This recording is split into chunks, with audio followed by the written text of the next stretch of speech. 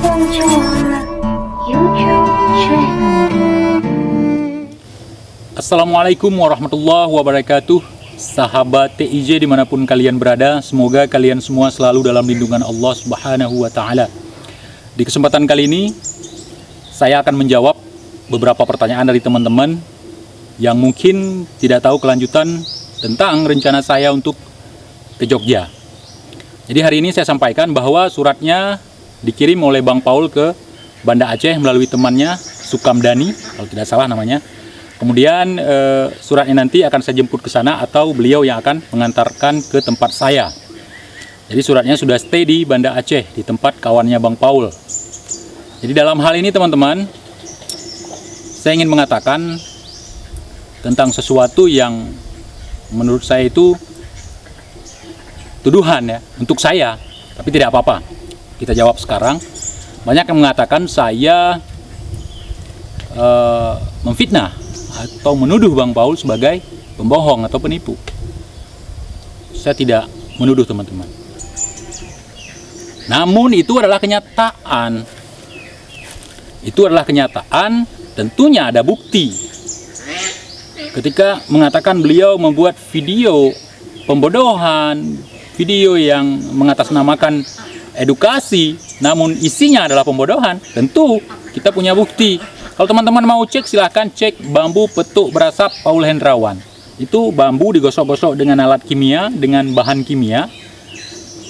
Kalau sekarang ada minyak asap lah, digosok-gosok, kemudian keluar asap dengan bersumpah demi Allah di situ, menghadirkan ustadznya duduk di bawah.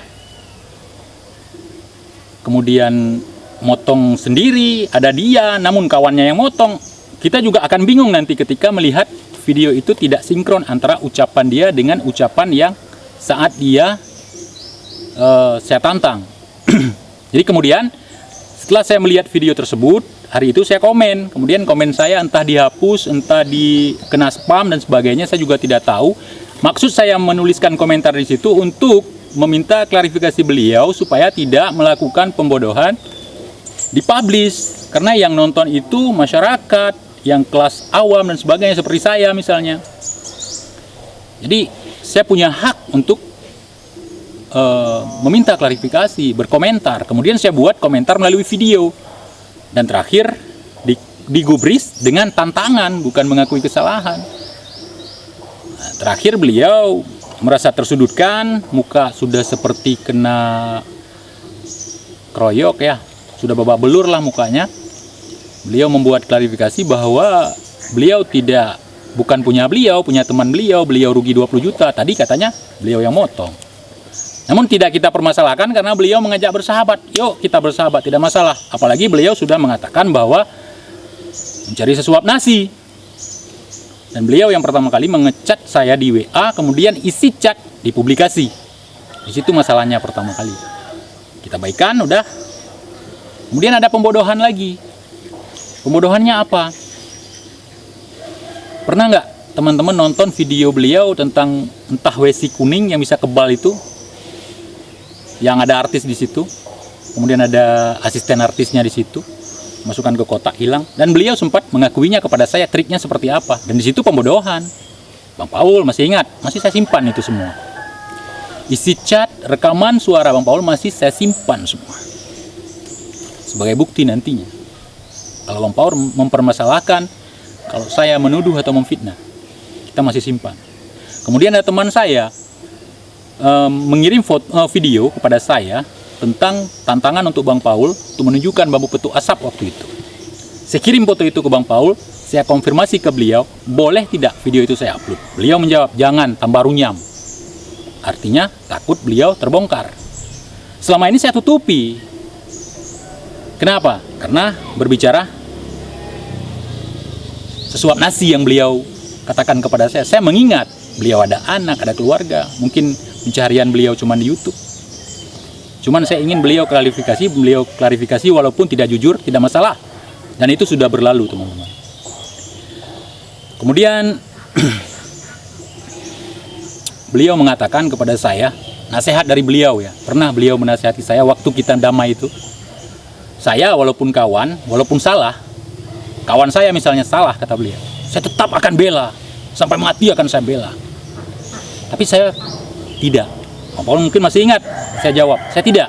Walaupun orang tua saya sendiri, kalau saya tetap saya tegur, itu salah. Walaupun orang tua, apalagi teman, apalagi kalian, teman-teman. Jadi kalau ada yang mengatakan saya memfitnah, itu tidak benar. Jadi kenapa banyak sekali pembodohan sekarang dipublish? Karena orang-orang cerdas, orang-orang pinter pada diam. Apakah karena disogok, karena diancam, tapi mereka pada diam. Untuk apa ilmu tidak bisa disebarluaskan? Tidak bermanfaat untuk orang banyak, untuk apa? Giliran saya, orang yang tidak pernah makan bangku sekolah, orang yang bodoh, melawan pembodohan. Ya dengan cara saya sendiri. Seperti ini teman-teman. Tentu konsekuensinya ketika kita melawan pembodohan yang sudah terlalu melalu lalang, kemudian sudah banyak pendukung yang terbodohi, mereka akan menentang kita.